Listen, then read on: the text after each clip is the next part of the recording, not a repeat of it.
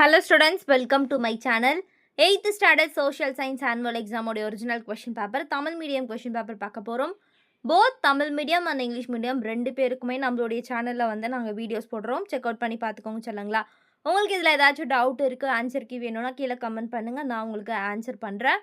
So சூப்பராக mark வாங்கி நல்லா படிக்க போகிறோம். நம்மளுடைய சேனலை வந்து சப்ஸ்கிரைப் பண்ணிவிட்டு உங்களோட ஃப்ரெண்ட்ஸ்க்கு ஷேர் பண்ணுங்கள். ஸோ ஃபஸ்ட்டு சரியான விடையை தேர்ந்தெடுத்து எழுதுக. ஃபர்ஸ்ட் ஒன் 1453ஆம் ஆண்டு கான்ஸ்டாண்டினோபிள் யாரால் கைப்பற்றப்பட்டது?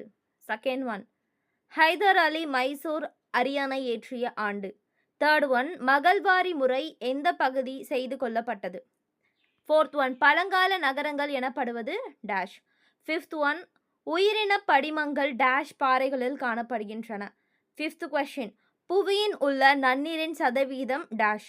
செவன்த் ஒன் போரின் காரணமாக நடைபெறும் குடிபெயர்வு டேஷை சார்ந்தது. எய்த் ஒன் மக்கட்தொகை பரவலை டேஷ் மூலம் காண்பிக்கலாம்.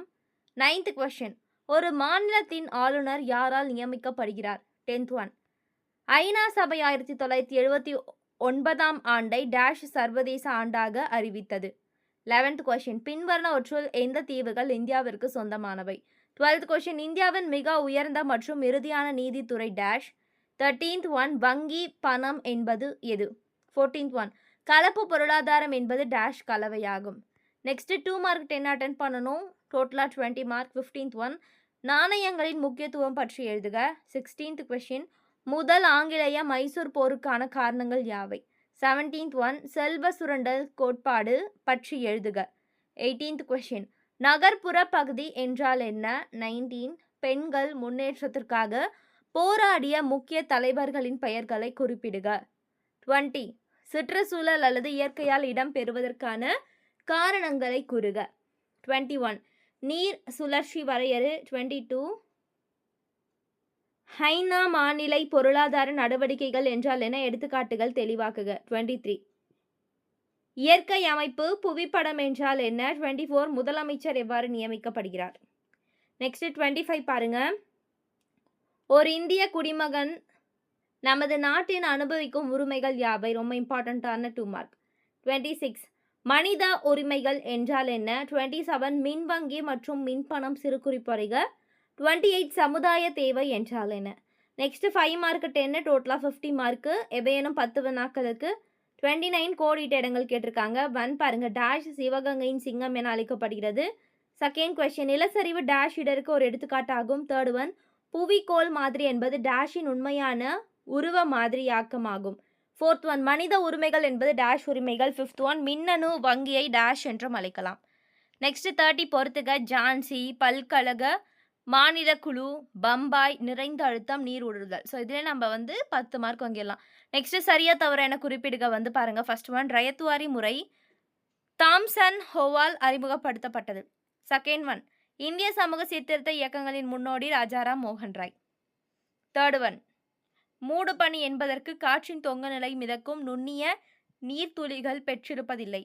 அதில் வந்து 4, 5 அப்படின்னு கொடுத்துருக்காங்க பாருங்க. மனித உரிமைகள் மற்றும் பாலியல் உரிமைகள் ஒரே மாதிரியானவை.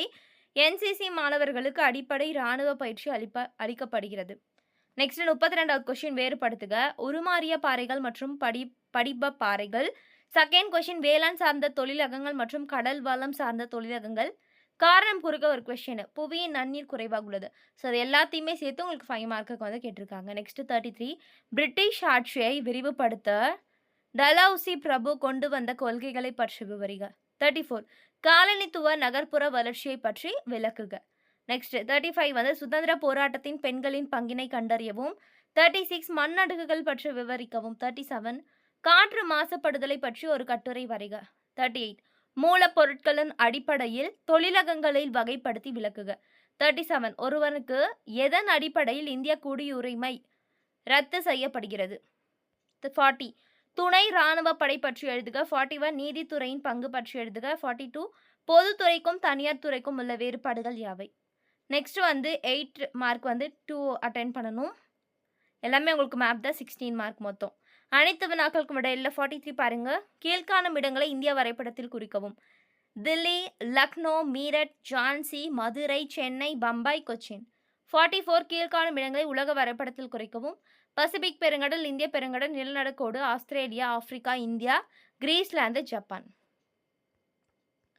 ஸோ ஸ்டூடெண்ட்ஸ் அவ்வளோதான். இது போல் நம்ம நல்லா படித்து சூப்பராக மார்க் வாங்கினோம். ஓகேவா?